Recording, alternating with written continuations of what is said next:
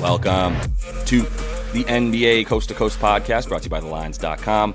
Coming to you from the West Coast, Josh Lander, joined by my guy Nate Weitzer on the East Coast. And we are looking at a 4-game slate here on Thursday, Nate, taking a look at a pretty fun matchup, in my opinion. The Rockets are playing host to the Miami Heat here, the surging Houston Rockets, on this little 4-game slate. So make sure to like and subscribe to that page. Continue to follow along. We are bringing you a couple other videos, including our player props as well. We also want you to head to thelines.com. That's where we have our great written content for you guys all season long, and our odds finder tool. Use that to make sure that you are shopping the lines that you can across these U.S. sports books this season. Nate, let's go ahead and jump into this 4-game slate and then talk Rockets and Heat. Yeah, and we break down the other game. The other game video here is the first game on the slate. Bucks are +2 at Memphis. The total's at 226.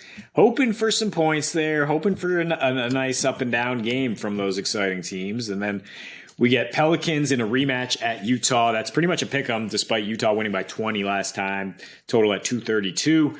The Suns on the struggling train, +1.5 at the Clippers, who are on a back-to-back there. Total at 218. Clippers playing elite defense with Kawhi and PG both back, but don't know if they're going to play. And then Miami's -4 at Houston. Totals 219 here, and we don't know if Jimmy Butler is going to play. It's just being listed as injury management. He sat the front end of a back-to-back. Victor Oladipo's played 5 straight games. Maybe he sits the back end, and they do get Jimmy back in there, which, you know, Oladipo's been playing well. He played 50 minutes and was a +26 in his last 2. Both Heat wins. And I'm kind of looking at them turning a corner. I mean, I don't trust Houston to win. While they've surprised some good teams for sure, whether you think Phoenix is a good team right now or not. They also lost to the Spurs. I mean, so did the Heat. But Houston is just they're not a good team. They're frisky, and for Miami to lose this one, I mean, when they can climb back to 500, certainly don't expect that if they have Jimmy Butler back out there. Since they lost to the Spurs, their defense has been below 100 points allowed per possession, 100 possessions. They shut down Indy at a ridiculous degree, held them to 28 paint points, 35% field goal shooting. Did allow 60 paint points to OKC, but shut them down from the perimeter. Held Indy to 9 for 34 from 3 as well. And I mean, yeah, it's a Rockets team that's highly dependent on free throws. Miami is number 1 on the season limiting free throws. I don't trust their offense either, though, Miami. I mean, they're 29th in offensive efficiency in these last 3 games. Obviously, the last 2 going under. They have the 4th worst 3-point percentage, and the Rockets even worse than that. And the Rockets are actually second in free throws allowed on the other end. So I think under is where I go first and foremost. You mentioned that Houston is 4-2 against the spread with the rest advantage this year. They're also 4-2 to the under when they're able to, use that youthful exuberance to fly around the court and help make it difficult on the opposite team. They've also gone under in 4 straight regulation games.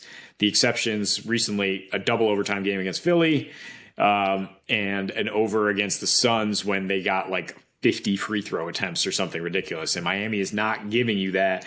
There's not going to be anything easy here. They're also 4-2 to the under in their last 6 against Miami, and Miami's covered in 5 of those 6. So certainly if you bet this now, them being the Heat on the spread, you're going to feel great if it turns out Jimmy Butler's playing, but I think they have enough to limit this team either way. I mean, Houston's offense is not good. I mean, despite their like little pop-up here, I mean, the last win can be credited in some way to them rallying around Stephen Silas, whose dad died this week. And that's an emotional lift for a short term there, but I don't know if it carries over on a nightly basis when it's just such a rebuilding team that doesn't really have the weaponry to threaten a great defense. Yeah, I mean, first of all, there's no transitive property in the NBA. It just doesn't work that way. If the Rockets beat this team and another team beats another team, it doesn't mean the Rockets beat that team, for sure. There's a little bit of craziness happening in the NBA because some of the losses and wins, or some of the wins that we've seen from teams like Houston and San Antonio, are coming against teams in the top of the conference that are actually playing all their players. So Jimmy playing is helpful for the Heat. I don't know how I feel about picking a winner at +4 in this one, just because I don't know. I mean, the Heat just beat the Thunder by 2. I know the Thunder are good. That was last night, but the Thunder are pretty good. But I mean, over the last 6 games for Houston, I do believe in what they're doing a little bit more when you look at the competition that they're playing as well, right? Like you said it, you beat the Suns twice. You lose to Golden State. Nothing to be ashamed of there. Is Golden State at home is still a good team. And then Milwaukee and Philly both had their players, right? Like everybody played in those games. So I'm not quite as worried. I do want to just start with the under. Like if I was going to pick somebody on the spread here, I'm taking Houston, to be honest with you. 4 points is enough for me at this point when you look at some of the margins of victory and the way that, the amount of points that Houston might be losing by at times when they're a dog is not quite by the spread. They're covering at a pretty good rate here, right? And in their last 6, that's what I'm really concerned with, because I think it is a bit of it's still the identity of their team. It's just been a lot stronger, right? So 4-2 to the under, but 5th in free throw attempt rate, like you said, a lot of free throws against Phoenix. They're 3rd in percentage points off of free throws. Miami is 4th in limiting that this season. They've what's really interesting is during the 6-game streak here, where they're 4-2, Houston's gone from shooting the 7th most field goal attempts from 3 to like the 21st most, because they're limiting that. They're getting to the rim. They're attacking the paint, as you see all these paint points and free throws. And that's what that's obviously huge for them. Second chance points as well. So they're number 6 in points in the paint, number 2 in second chance points. But we just know that that's exactly where you're not scoring on Miami's defense, right? As we've seen in their last few games, you're not scoring in the paint. You're not going to get those second chance points or offensive rebounds, as they're limiting those. And yeah, you're not going to get really good looks from 3 or shoot a good percentage. But if you can sort of hit that mid range, hit a few floaters, you might be able to hang around. Not quite what you're looking for from this Houston team at this point. If Miami's going to be guarding both the paint and the 3-point line to the effect that they are, and the free throw line, that's huge. If they limit this Houston team to like 18 or less free throws, I don't know how Houston's going to score enough to necessarily win this game. But it's both offenses that I don't trust at this point. I love the splits of 5 and 6 to the over at home for Houston, and the fact that Miami goes under so much on the road as opposed to at home. Right, they're 10 and 5 to the over at home, but 5 and 9 to the over on the road. They're failing to cover that over by 9 points against that total there in all these road games as well for the Heat. And it's because their defense is better on the road and their offense is worse. It's just super simple. They score 7 fewer points in the paint on the road than they do at home, which is huge for them as well. As we know, outside of their 3-point shooters, guys like Jimmy and Bam are looking to get attack the rim. So for Miami in that same 6-game span that I'm looking at for both these teams, dead last in offensive rating, dead last in points per game at 102. Their games are averaging 207. That D rating has actually gone down a bit from it's 108 or so to about 110. They're not rebounding, which they haven't been doing all season, to be honest with you. It's kind of pitiful that they're so good on defense, and they're just, I guess it's because they're not getting any offensive rebounds. They really just shoot and go and get back on defense, so that they limit fast break points, but they don't crash the offensive rebound and really get those second chance points. So I really like the idea of the way that Miami's been playing as a favorite is awful. 5 and 14 against the spread when they're a favorite in any capacity this season. Just not covering because they're not scoring enough in any of those situations. And so in this one for Houston, I don't know that I feel great about them winning. The spread numbers, or against the spread numbers for them against the East with a rest advantage and all these situations is good.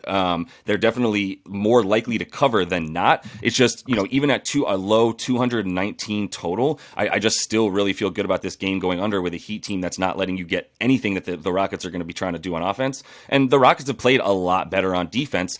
Not that they'll need it if Miami's going to continue to be the worst offensive team in the league. Yeah, I mean, I guess it's not a low total if Miami's involved, and they've gone under in 3 straight on back-to-backs here. So there is definitely a situation where they know they're tired. They're going to be walking it up more. The pace has been really slow in some of those. Pace was fast against Minnesota, and they still went under because they struggled with efficiency. But I do look at the Heat turning it around here. I think they can win their next 4 games pretty easily here. I mean, from here, they do go to Mexico City to face the Spurs again. So that's a weird blip there. But I think, then they're back home and they get the Pacers again. And somehow they're in first place in this division, whatever that means, at 14 and 15. But they have time to turn it around, and they're starting to. I mean, you hear some of the comments from Spoelstra being like, we're able to actually get into our actions now. They got hot from 3 against OKC to win that down the stretch. And the comments from Jimmy is just like, we need to find some consistency. Well, you could consistently get out on the court and make that happen. And I think he might do that here at the tail end of this road trip.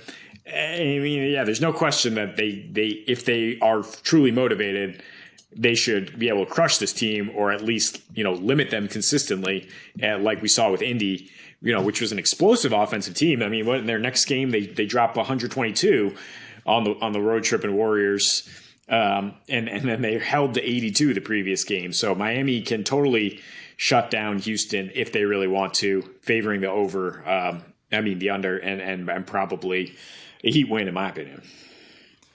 Yeah, for sure. I mean, if the Heat are going to keep Houston to under their total, which we like the matchup for the Heat defense for sure, then you're talking about. I mean, right now the Heat team total is 111.5. Right. So if this game gets over, but you feel like the Miami's defense is going to is sort of going to rule this day, then what are you saying? Miami's going to get like 118 points to get us to this over? Like, get the hell out of here. Like, they can score averaging 102 a game. So the total in and of itself, I think you leave yourself a lot of possible ways that this goes under. Like, there's a lot more things that need to happen sort of outside the norm in this game for it to go over than for them to get more than 219 points scored total. So because even if Miami does dominate this game, you're looking at probably like a 112 to 100 game. You're not looking at like a 119 to 105 game. Like I just don't see them getting that many points. The pace will be too slow, etc. So limiting free throws, limiting points. That's what we're looking at tonight. So that is all the time we have for you in this one. Make sure to like and subscribe to that page. Continue to follow along.